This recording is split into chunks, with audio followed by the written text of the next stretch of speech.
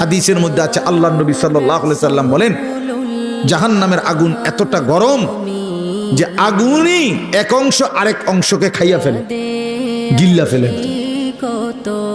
এই প্রচন্ড আগুনের মধ্যে জাহান্নামীকে ফেলবে, সে চিৎকার করবে, আর ফেরেশতা তখন ধমক দিবে, আলাম ইয়াতিকুম নাদির, এই বেঈমান, তোরে কি কেউ জাহান্নামের ভয় দেখায় নাই?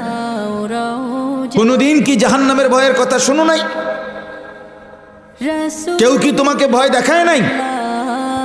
কোরআন শরীফে আছে, জাহান্নামী বান্দা তখন বলবে, ক্বালু বালা, অবশ্যই বলেছিল ফেরেশতা ভাই, মিথ্যা বলে লাভ নাই, আমার কাছে বলছিল।